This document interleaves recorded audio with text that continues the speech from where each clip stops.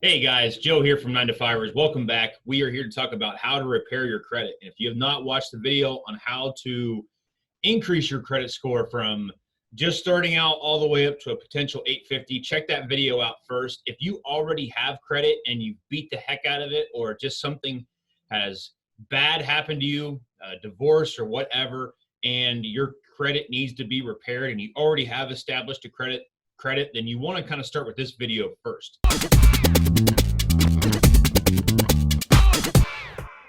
We're going to do a two-part series here, and let's just jump right into it. Just a quick overview of what we're going to be talking about in these two-part videos is, why should you even care about your credit? I mean, if you pay cash for everything, then who cares? How can you get started in repairing your credit report? What the heck am I looking at? That sheet is not the easiest on the eyes, so to speak. And then we're going to break down each one of the issues that could be potentially blasting your credit score down to the smithereens of nothing. And then we are going to figure out some action points on what the heck you can do today, next week, and next month. So without further ado, let's just jump right into it. So this slide might look familiar if you've seen the other video, but if you haven't, then we'll take a look at it. So why should you even care about your credit? Well, some employers will run your credit to use to help qualify you for a job. If you are dealing with sensitive material, or if you are in an area where there is standards to which privacy is required, then a lot of times your credit score will affect how they look at you as an applicant. And also, if you're dealing with sensitive information in the fact when it comes to financial stuff, like working at a bank or any sort of credit businesses, they are going to look at your credit score because they see a person with a lower credit score as a risk. So it can affect you from getting certain types of jobs. And obviously, higher qualification jobs do pay more. When it comes to renting, a low credit score tells the property manager a lot about your financial behavior. Trust me on this because I am a property manager. I look at good credit, and if I see someone that has really, really good credit, they are going to get a very low deposit, and they are going to get put front of the potential applicant list, and they're probably going to get the place over someone that has really, really terrible credit. Just the fact that they are, as an applicant, a lower risk than someone that has a lower credit score. And if you have bad credit, you might be subject to some property managers require a double deposit, or they call it first and last month's rent, or they might say, hey, you just got to pay ahead 3 or 4 months and stay ahead 3 or 4 months at all times. Or they just might say outright denial.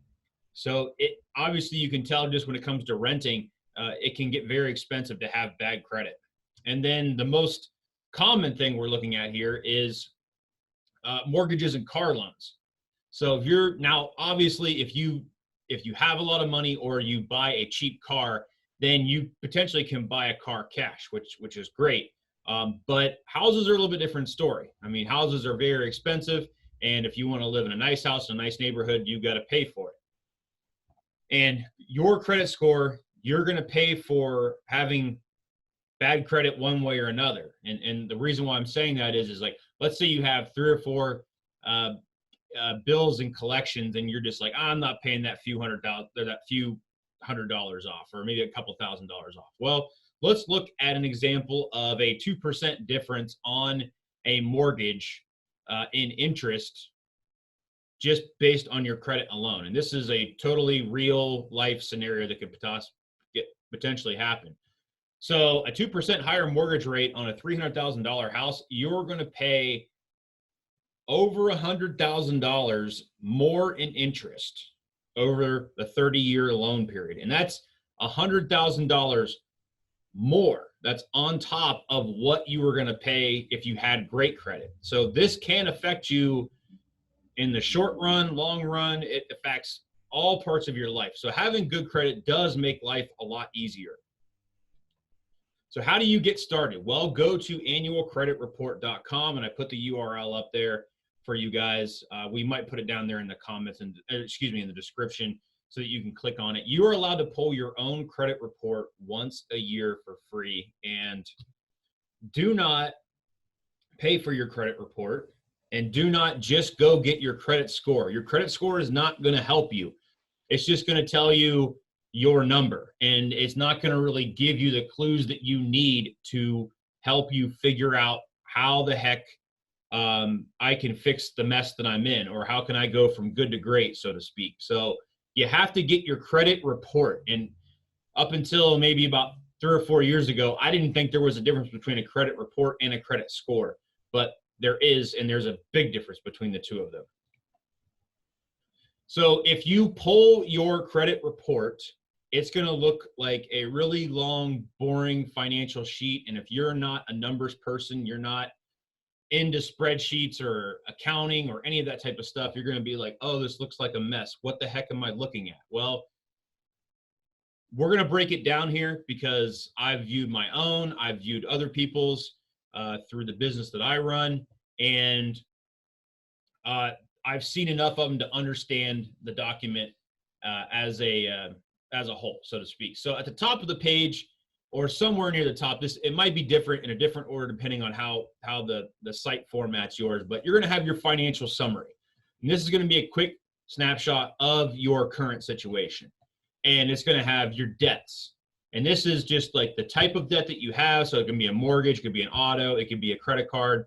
And then it's going to be the payment amount. So how much do you have to pay every single month on this? Now, a mortgage is going to be a higher amount because you have to make that mortgage payment, but the credit card is generally going to say the minimum amount of what you have to make there. So it might say $25, it might say $35, it might say $65, but it's going to be a lower amount. It's not going to be the total balance, which is the next category of what you owe totally on that credit line.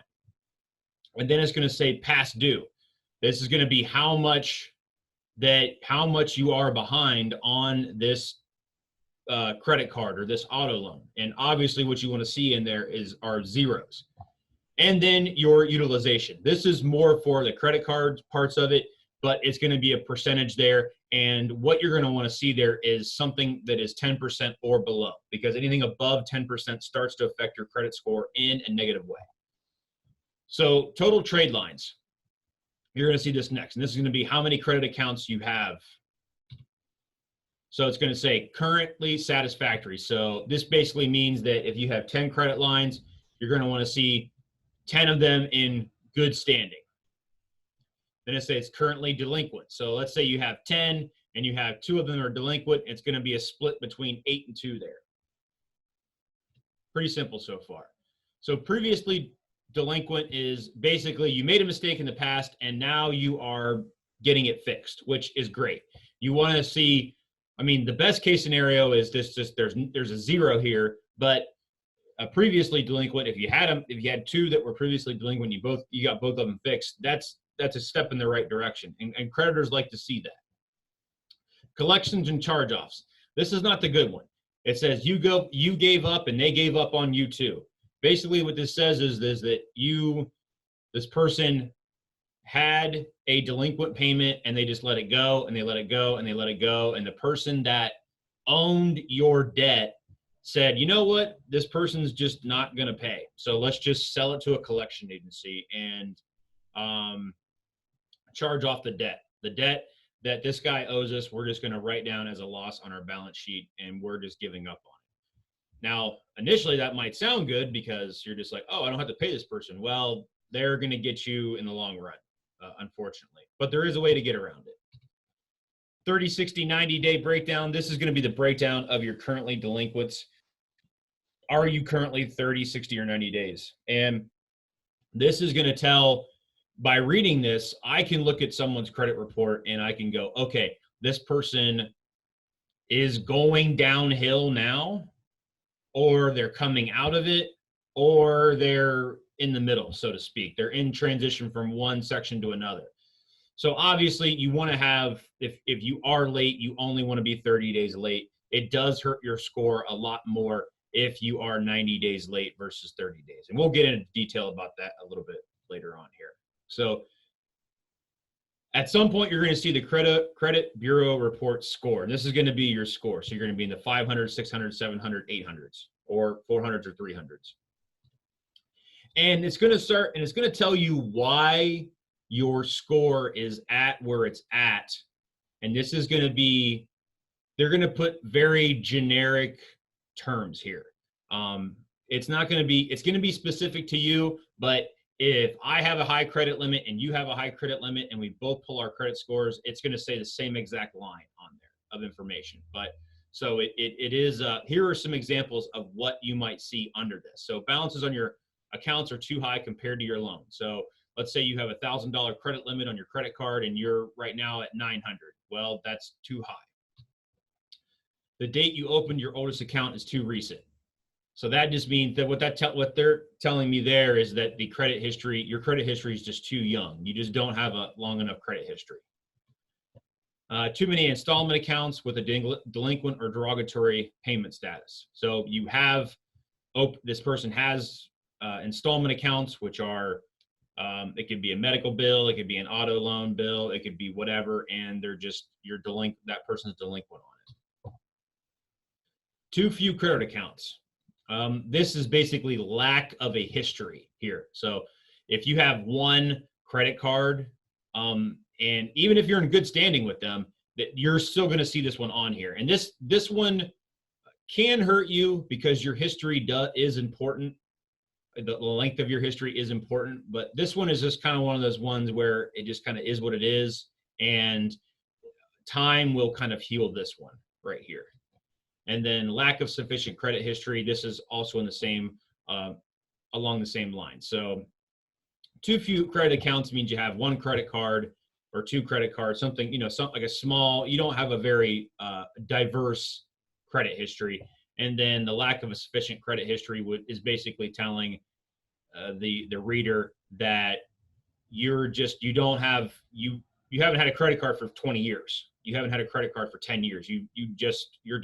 You're young in the credit card market. So in the credit cycle. And then too many collection agency accounts that are unpaid. That's a pretty bad one. You don't want to have that one on there. The two above it are ones that you can kind of just, it is what it is. But this one is, you had credit and you don't pay for it. So a hint, this is going to help. This is what you're going to look at to raise your credit score for later on. If you have any of these things on here or variations of the type, this is where you're going to want to attack. If you can knock these things out, if you can get your credit bureau report score and it's just down to too few credit accounts, you're going to have a pretty good score. If you can knock out all these other things here and time goes by and you have a sufficient credit history, you're going to level up your credit score. So this is the stuff that you're going to look at and attack later on, and we're going to show you how to attack this. So the next part down, and this can be pretty lengthy on the credit report, is the details of who you owe the money to. So here's just I just kind of filled this in a little bit for just illustration purposes. So the name on the creditor is ABC Auto Mall. So you went to a car dealership and you bought a car and you got the opening date, and the opening date is when you signed the papers and they started the loan with you. And then your high credit is going to be what your highest balance is. So if you bought a car for $5,000, then it's going to say $5,000 up there at that. Your balance is going to be obviously your current balance. Like, where are you at now? And obviously you want that to be below $5,000. If you're still at $5,000 or you want to see a big gap there. If you're down to like 2,500, then that's going to have a positive impact on your credit score.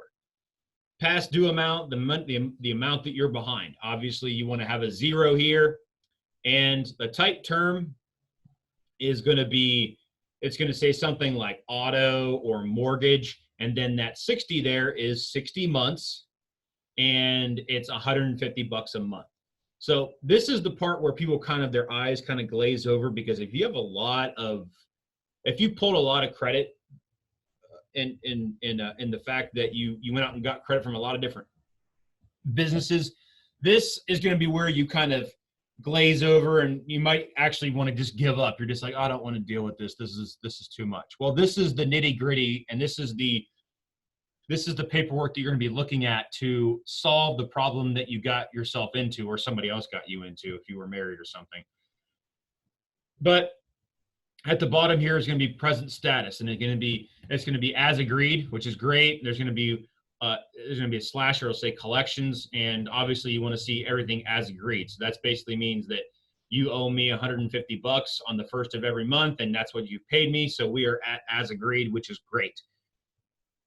And then there is another level here that I did not add, and it's going to be like a notation of what you are on this. So if you are, a lot of times someone can ruin your credit just by you being a co-signer or a co-borrower.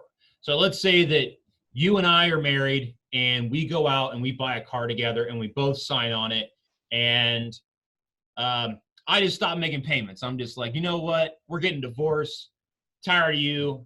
I'm going to keep the car, but then I just don't pay for it.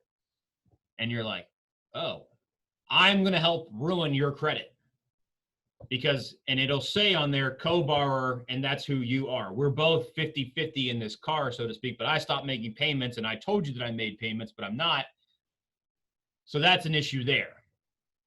And there are ways to fix that as well. It could just be borrower, or it could be a co-signer. You could co-sign for someone that doesn't have, maybe you have a kid and they go out to get a car and they don't have the money for it, and you co-sign on it because you have great credit and they have no credit. If they don't make their payments, then you would get dinged on your credit too. So a lot of times your credit can get trashed just by trying to help out other people. Unfortunately, but this is the nuts and bolts and the details of what you need to look at when you are going through your credit report and just being like, okay, what is this situation? What's the status of it? And what do I need to do to fix it? So guys, in the next video, we are going to break down how to knock out each one of these problems, and it is going to be, actually, it's a lot easier than what people think it is. It's just you have to know what the situation is and how to attack it. So this was part one, and I just kind of wanted to create the slate here so that you guys can set yourselves up to win. Please like and subscribe to our channel. If you have any comments, any sort of issues that you have with your credit and you're willing to share them on the comments, let us know. We really appreciate it. And if there's any sort of future videos you'd like to see, please let us know down in the comments. That's how we know how to make which videos you guys want to see. If you're on Facebook, check us out at 9to5ers. Guys, we're here to make you smarter today and richer tomorrow. Thank you so much. Have a good one.